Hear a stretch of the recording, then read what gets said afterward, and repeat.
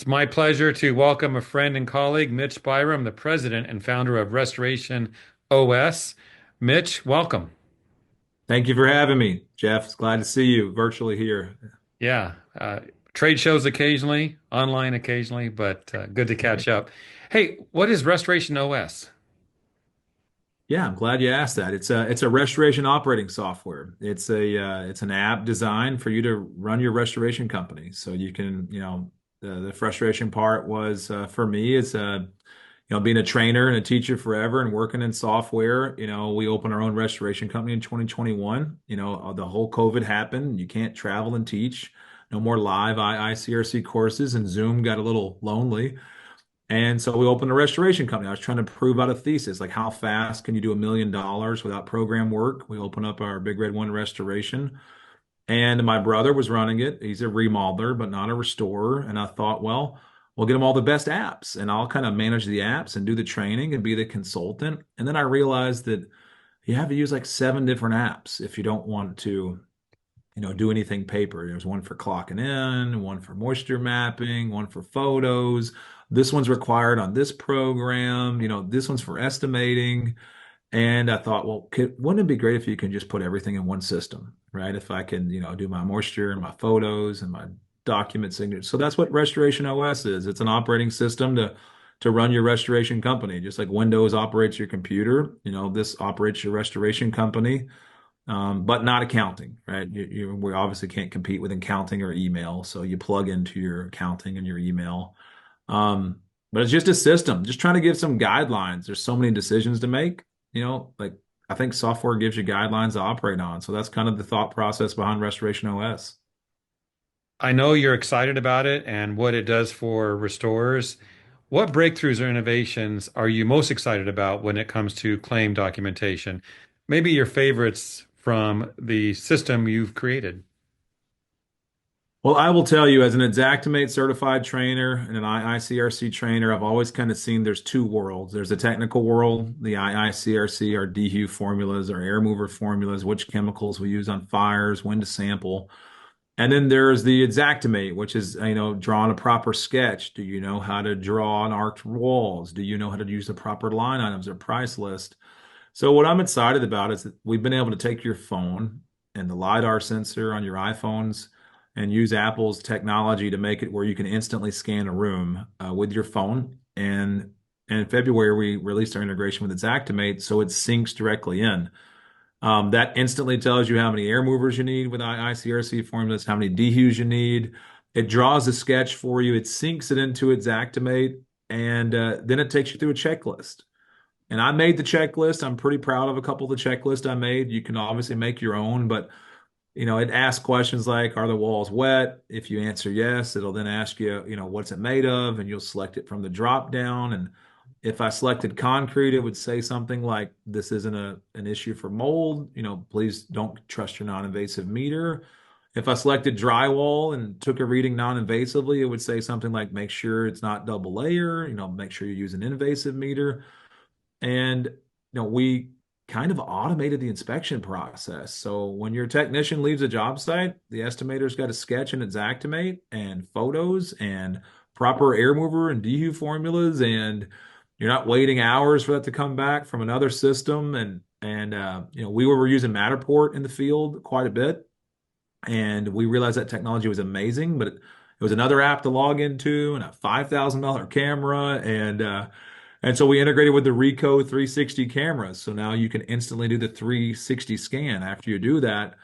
So I'm just excited about the integration with Xactimate. I'm excited about the integration with Ricoh 360 cameras, and I'm excited about the IICRC equipment popping in. And you kind of have everything you need in a file within just a few minutes of an easily trained technician. The app is doing a lot of the heavy lifting. You're not going to like my next question. Are you sitting Uh-oh. down? Let me scoot in the chair here. So Mitch, from what I'm hearing is, do we need trained technicians? Because if I can walk into a building with a device with all that stuff and just point it, there it is, the data. We're becoming data collectors. I think you've talked about that at a presentation. Is that true? I mean, how important is this going to be to training? Well, I've been teaching for this is my 11th year as an IICRC instructor, and I remember, when I went through my first classes with Kevin Fisher and Chuck Batal was an assistant instructor at the class and learning the formulas, and I remember being so proud to be able to do the math and do the formula, and then I remember like all the rooms were squares when you did the math in the course, and then you get back to a house and you're like, oh my gosh, how do I do the cubic foot of a room with an arced wall? Like, well, just assume it's a square and make it. Do you go to the short part of the arc or the long part, right? And then, oh my gosh, there's a tray ceiling. So I remember how confident I felt when I learned it, and then how once I got into the field, it really, that's why I got into Exactimate, to be honest, because Exactimate, you draw the sketch and it does the cubic foot for you. So I think the training should be different with the tools that we have. And to be fair, like Mika and Moisture Mapper and Dry Track and all these other technologies that existed before, you could draw a sketch and it did the math for you. So the formulas being there have been around for probably 10 years now. The fact that the sketch is automated and the fact that the checklist is automated, now it gets you more to where I think we just need to train the techs on different things. Like the technicians, now we're expecting more of them, right? So more training on, I think the restorers in the past were kind of more from the construction side and understood things like detaching baseboard and making clean flood cuts and building chambers.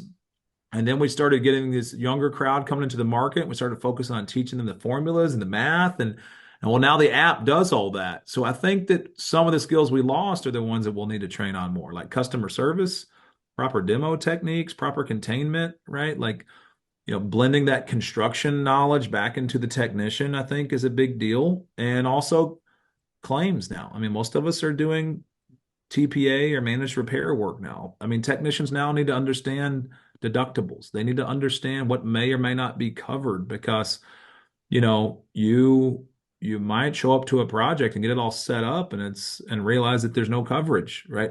It'd be nice if you can understand that. The customer's going to ask you, the adjuster is going to be there on Zoom 2 or 3 days after, you show up. So they're going to ask you information about the claim, whether you know it or not. If your technicians don't know it and they give an answer, it's bad. If your technicians do know it and they give an answer, then maybe you don't want them to, but they should, the knowledge I think needs to change for the average tech. I think there's a different type of training. I think there's some of it that goes away because it's built into the apps and the tech. And I think there's some of it that has been lost that we kind of need to get back to the fundamentals of project management, demo, construction, PPE, customer service. It could be good, honestly. It gets rid of the stuff that's monotonous and we didn't really want to do, right? And gets us back to the stuff that we should be doing as contractors, I think. Okay, I'm going to give you a response an A plus because that was good. And I think in life we experience that. We have calculators on our phones. I mean, there was a time I knew my times table. Now we Okay. punch it into a calculator. There's a time, Mitch, I knew everyone's phone numbers in my head. No. Not anymore. My number? You know my number, right? I did, but it's in my phone. So maybe it's in the speed dial section, so I can just call you real quick. That's I right. texted you once today. So, but I think you're right. Things do change. We have to move along with it. And those monotonous tasks, the math, the algebra, whatever it is, let the equipment take care of that. But what do you see, Mitch, when it comes to seasoned veterans, older ones? Do you see some pushback from some of them? You know, I see one of two things with the people that have been doing this for a long time with this technology. I see some of them that just really they put their hands up and they get Mhm. super defensive and like I won't say his name because he would karate Kill chop you. me. Yeah. Yeah. Yeah, he probably could with the company he's with. And they probably would never find me. But he was giving me a hard time, and he's gonna know who it is when I tell the story. He was giving me a hard time because he said the app needed to be within 1 inch or else he couldn't use it when it scanned the room. I said, well, that's really interesting because it's within 2 inches now, but it's not within 1 inch. And he's like, oh, it's got to be within 1 inch. That's why we're not going to use it. It's not good enough. And I said, do you think if I went behind your average technician right now, they'd be within 1 inch? I said, I will promise you, your technicians are 4 or 5 inches off. And I know because I was the technician before. I have them in my company, and he has them in his. He doesn't do that level of QA. No one can, right? And he said, "Well, Mitch, the insurance are going to send re-inspectors." And if it's wrong, what are they going to assume? They're going to assume that we added extra inches to build more. And I said, yeah. Well, what if it took an inch off? He's like, well, then we can't lose money either. And I'm like, well, if you had to pick, if it's an inch over and under, if I told you it was an inch over all the time, would you like it? He's like, well, yeah, because then I could blame you, right? So at the end of it, we're fighting this false ghost sometimes, and it needs to be perfect. And I think we all know that like nothing's perfect, right? I mean, the hover technology and the Eagle View technology for roofs has been in use in high demand, almost mandated by some carriers, and it's not accurate. I ordered windows off an Eagle View and I was off by 2 inches on every window. I had 39 windows. I don't ever want to talk about the job name, but it was a bad day, right? Like, so you just have to understand its limitations. Non-invasive meters, they're also not perfect. But if you understand their limitation, you're okay. So he was really defensive. Part of that is probably because like as you get older and all your skills were back when we had to teach people to sketch for 3 days and we had to have sketch trainers, like, well, what do they do with me if we don't have to teach people? Like Mitch, I've spent a lot of my career teaching people to do IICRC formulas and how to use a psychometric chart and category 1, 2, and 3 water. Well, if I don't need to teach them for 3 days, what do I do now? Right. So you kind of have to reinvent yourself a little bit. So I think there's some aversion from some in that stage. There's others that just love it and they say, finally, now there's a tool that I don't have to beat these people over the head with this stuff that they're not good at. And they feel like they're losers. They feel like they're bad at their job. And now it's kind of like I've got two boys. One's an academic team major, like straight A student. The other one's barely C's, but he's a super athlete, right? Runs faster mile than me, lifts heavier than me. He's 14, right? If there's any agents watching this, Mitch Byrom, reach out to us, okay? Um, but he one of them has low self-esteem because he's not good at school. The other one has super high self-esteem, but he's really good at memory. And like he's not that he does, I was making them do physical tasks the other day, and the one with A's had a hard time. The one with C's was doing exceptional, right? So I think that there are some techs that are just now we don't have to yell at them because they forgot a photo. Now we don't have to yell at them because they got the ceiling measurement wrong. Now we don't have to tell them like, oh, this is a State Farm job. You should have documented it this way, right? Like there's the app does that. If they forgot to count how many stairs were on the stairway and we're doing the sketch and Xactimate, the 360 documentation, you can walk through and see it. So they get to be good customer service and they get to be trained on things like proper PPE, proper containment, like customer service. I mean, how many guys can remove baseball without putting a hole in the wall? Like that is a skill. I don't get to teach that very often, but it's really important. So I think that some of the people that are older and been this for a while are like, wow, now I get to focus on the stuff that I wanted, that I can share. And it feels good to teach that, really, honestly. You don't feel that great at the end of a class. Like, I'm not qualified to teach math. I'm a college dropout from West Kentucky. When I'm teaching a water class and I'm doing the air mover formula and someone's having a hard time, I say, look, guys, we have 3 days. I'm not qualified to teach your math. If you're not good at it and the calculator doesn't help, just forget about it. I'm going to make you really good at the other stuff I can help you with, but I'm not qualified to tutor. And I think that, I think it might be positive for recruitment. And there's a way for people that don't have those academic skills to move up now into leadership positions. We need more people training the field work. We don't, it used to be the guy who was best at math and the guy who used Xactimate got the raises and got to go to the office one day. And the people that weren't good at that, they had to be in the field forever, right? Now those people have something that's valuable again, right? Now there's a path forward for them, I think, that makes them a little bit. I'm not saying estimators aren't as important, but I am saying like, hey, if you're the estimator that picked on the techs, like you're going to want them to be your friends one day in the future because like, you know, that's production, right? The estimation piece is becoming automated to a certain extent, right? So, there's going to be room for everyone, but there definitely shouldn't be a dismissive of each skill set, right? You did mention customer service, so I think that's a great focus for all companies to spend more time on that. Oh, 100%. I think a lot of people have the debate online, all these groups and training classes. I'm sure you hear it too, Jeff, at the Sure. trade show. It's like the whispers, are you guys doing managed repair program? Are you on Alacrity? Are you on Crawford? And some people like make a bold, like even like that was my goal to prove you can do $1 million not on a program in a small town. That doesn't mean I think it's a bad idea. Like it was, I was trying to create evidence for my consulting division, right? I was trying to prove it's achievable. Not that it's not necessary, right? Like we will have to join a managed repair program if we want to grow. We're in Paducah, Kentucky.